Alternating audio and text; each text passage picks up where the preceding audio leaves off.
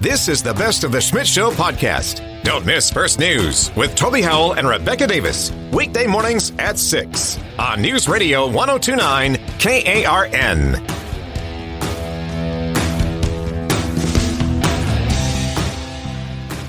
Welcome to the Schmidt Show on Newsradio. Get the little flyover there in at the end.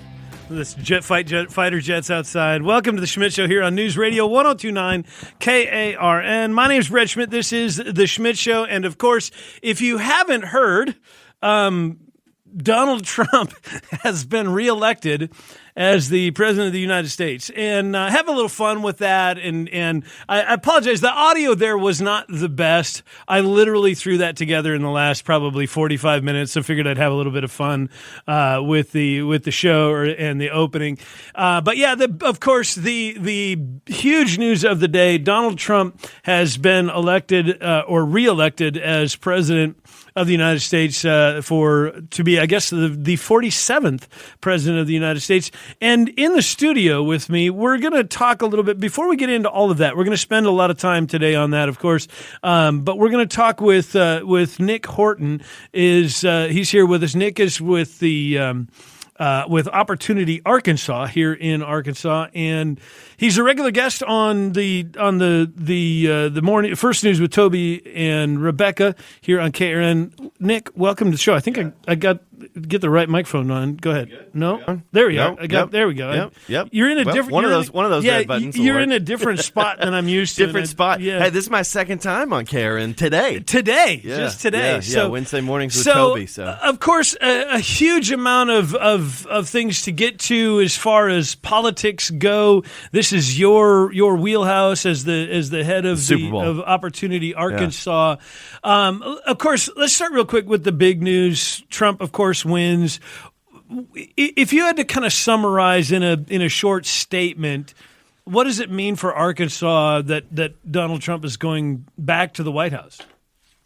It's difficult to understate. It's difficult to overstate. I think a lot of times it's really easy to say, especially when we get discouraged, right? Especially when we don't feel like the country's headed in the right direction, like so many Americans do. Right. 3/4 of Americans felt that way leading up to this election. Right. It's easy to kind of just put our heads in the sand. And look, I've been guilty of this at times. Of course. To say, what happens in D.C., it doesn't matter. We really need to focus on Arkansas. And while that's true, and there is a lot of merit to that, the reality is, unfortunately, because of the size of our federal government, right, it does affect our daily lives in a way that I wish it didn't, but it also affects the ability for state policymakers, and I think this is something that your audience really needs to know and hone in on, that a lot of these programs, Medicaid, food stamps, housing, unemployment, so many of the day-to-day operations of state government that affect our daily lives, that affect the cost of groceries, that affect the cost of gas, that affect the cost of labor and the labor shortage that we're dealing with in Arkansas right now, they are direct results of what happens in Washington, D.C. And as a state policymaker, if you want to try to solve some of those problems, a lot of those options were off the table for the last 4 years. As of last night, as of today, and by January, 20th, 21st, when the inauguration is, that will no longer be the case. Right. Yeah, we're less than 90 days essentially now from less than 60 days, really. I mean, from a changing of the guard, as they say. Lot of interesting things happened in Arkansas as a state yesterday. One of the races that I was following very, very closely was the Michael Packo, John Thurston, John Pagan race for the state treasurer. I was surprised. I was expecting Dr. Packo to perform much better as a libertarian candidate than he did. John Thurston really, really ran away with it last night in that race, way more than I was expecting. Was it a surprise to you? I mean, you follow some of that stuff maybe a little closer than I do. Not necessarily, not to burst anybody's bubble on that, but I just think John Thurston is a guy who's been on the ballot so many times. I mean, I think he was first elected in, put me on the spot here, but I want to say 2014, maybe 2010. as a land commissioner and then elected in 22 as the Secretary of State, obviously now jumping into the treasurer's seat from there. So he's just a guy who I think Arkansans are really familiar with. He's been in the news, frankly, a ton over the last few months because of some of this nonsense with the ballot amendment process. So, look, I think a Republican sweep. I'll tell you what did surprise me, though, and we talked about this a little bit this morning with Toby, and a lot of it goes back to some things that we need to really focus on, and I think policymakers need to focus on going into the January legislative session. The Supreme Court race. The Chief Justice race for Supreme Court, I think that is the news of the day in terms of the big surprise for most Arkansans and most insiders, if you will, because you had a clearly conservative justice in Justice Rhonda Wood and a clearly liberal justice in Karen Baker. Yep. And you've got now in the state of Arkansas a state that's going to go close to 70% for Donald Trump, but then is going to have a liberal Chief Justice of the state Supreme Court. The majority of the court will still be conservative, right? But the Chief Justice is going to be a liberal, and now, that just doesn't quite add up. Now, I heard, and not to be that guy, I'm not. I don't want to get there, but you're never that I've heard of some concerns about that race, about the legitimacy of that. Have you heard anything? The Supreme Court race? Yeah, I have not heard that. But what I'm concerned about, and I think this is again just going back to legislative session and where I think we need to go as a state.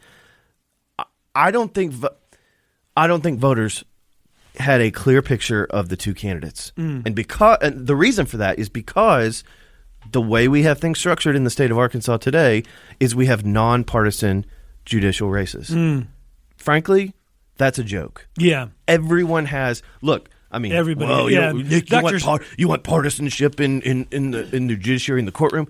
No, but it's ridiculous to assume or to pretend like, rather, that these justices don't have ideologies or philosophies, right? Exactly, or even a judicial philosophy, right? Maybe not have to align them with a Republican versus Democrat, but some sort of indication of their basic judicial philosophy. So let's take a quick break here, real quick, and we'll come back because there's a few more other things I want to ask you about as far as some of the state races and whatnot. So we'll do that as we continue in a moment on KARN. You're listening to the Best of the Schmidt Show podcast. Good afternoon. It's Newsradio 102.9 KARN. I'm your host, Brad Schmidt. Thanks for joining me this afternoon.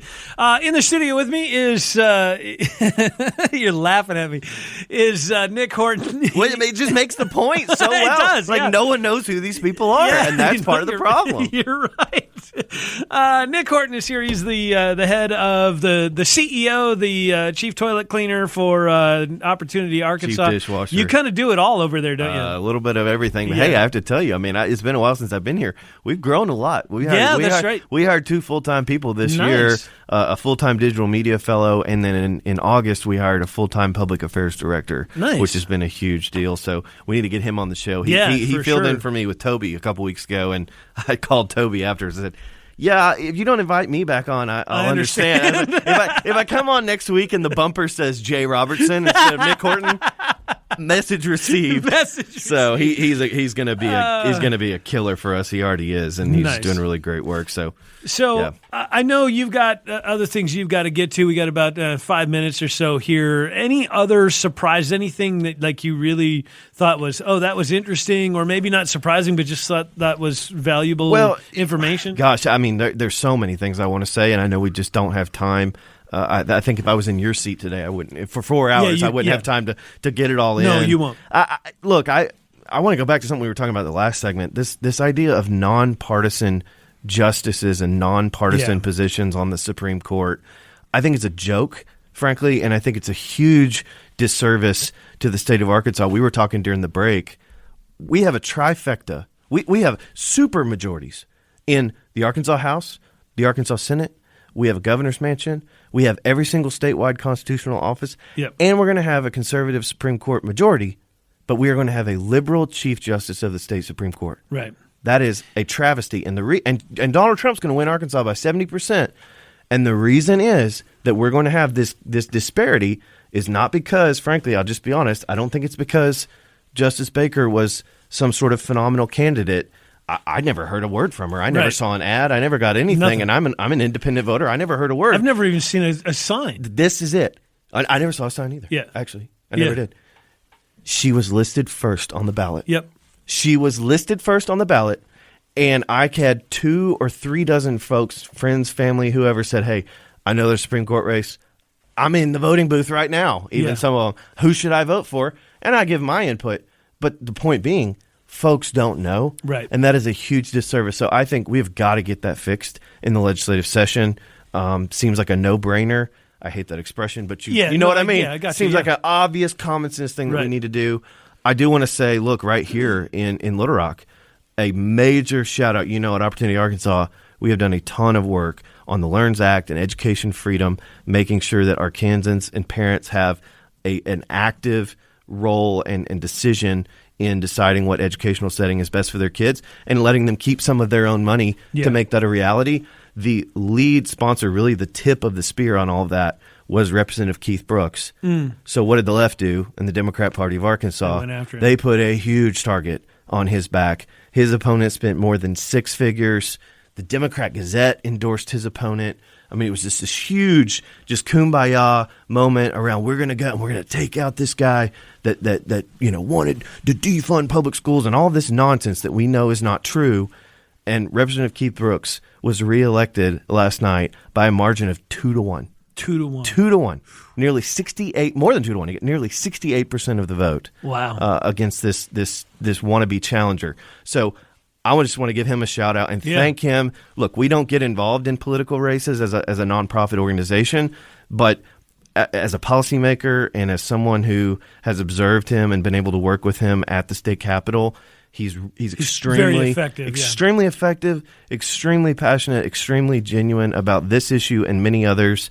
And I think the people of Arkansas, I know the people of Little Rock are going to be very well served by having him back in the state capitol. Look, there's so many results from last night that are just really not super surprising, but encouraging, frankly, to see that folks are recognizing a lot of the good work that's happening here in Arkansas. But that was one of the big ones for sure. Issue 4, everybody was talking about, not 4, the casino. 2, issue 2. Oh, yeah, passed resoundingly. Yeah. Resoundingly. And issue 1 passed as well, which I think is, again, kind of a common sense thing. If we're going to have a lottery scholarship that's going to allow kids to go to 4-year schools, let's also let that go to, kids use that to go to VOTEC and get some hands-on training. That was kind of my view on it. A lot of people ask me, but I'm like, look, I mean, it's a scholarship program, so who cares if they go to a liberal arts college or a tech school or whatever? They're kids trying to get an education, and if we can get them some help in doing that, it seems like seems like a no-brainer, right? I think just going back to issue 2 on the casinos, the last time I looked, there was something like $7 million spent on on the against side rather, and $5.5–6 million.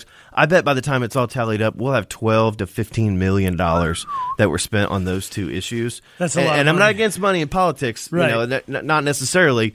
But it's just so interesting to see, and the people spoke really loudly on that. I mean, it was a very decisive margin. For sure. All right, well, Nick, I appreciate the time. As always, we'll continue with the Schmidt Show next on KARN.